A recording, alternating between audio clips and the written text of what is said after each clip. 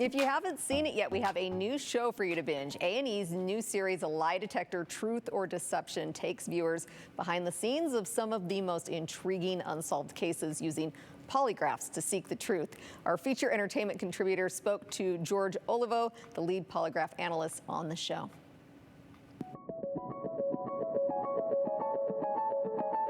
Talk us through and explain to viewers what the show is really about. I know that it kicks off with Gary Coleman episode, which is a celebrity death. Everybody's interested. But talk about the process and how the show is structured. So each episode was selected based on a high-stakes investigation, serious case. So really, each of these cases is a homicide. And even though most of these cases are closed cases, they continue to capture public interest because at the center of each case is an individual still under a cloud of suspicion that is trying to clear their name. So your job's really tough. When you do get someone, you have to discern if they're able to beat the test. And what's your opinion about that?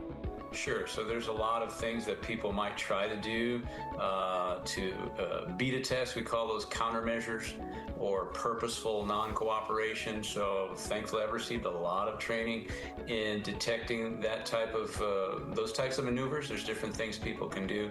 And so if someone is trying to defeat the test, then it's pretty obvious to me. It's pretty evident based on the physiology. Were there any that surprised you or were surprising to producers that you can talk about? I did over 2,000 polygraph exams for the FBI.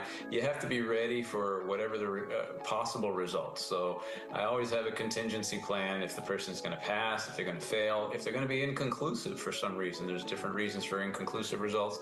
You have to know how to proceed when that happens.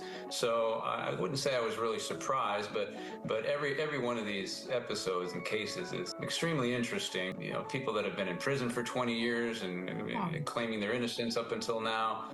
Can you explain how Tony Harris, who's the host, he has a strong journalism background in crime and straight hard news. How is he incorporated into your science and your findings and the work you've done on this series?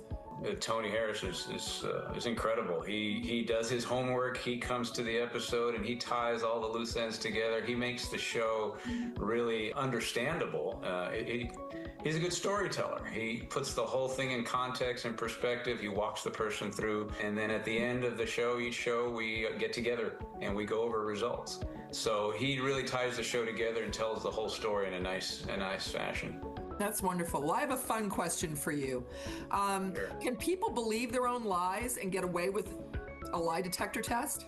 That's a great question. I don't believe that people believe their own lies. So, for example, I've tested a guy a long time ago that was suspected of killing his wife 20 years ago for the insurance money, and he's been saying for 20 years it's been an accident, it was an accident. So after 20 years, does he believe the lie? The answer is no. He still knows the truth, but what's happened is he's become so confident that he's not going to get caught that it just looks like he's telling the truth. If we're not concerned about being caught, then you're not going to have the physiological response necessarily to fail the test. So it's all about that fight or flight response. What's going to happen to me if I get caught? And if I just feel like I'm not going to get caught, there's no way, something like a psychopath would think, or someone who's been telling a lie and getting away with it for 20 years, then they may not register as well on the polygraph exam. We got to do other things to get them going in terms of getting legitimate reactions.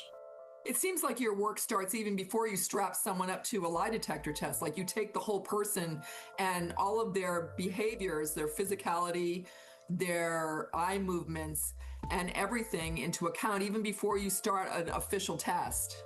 From the moment you meet someone, you're evaluating. But having said that, when we're using polygraph, we've always, legitimate examiners are trained to trust their charts. So just because I have an impression that someone may be guilty or be being deceptive, I still have to trust the charts because the physiology tells the story.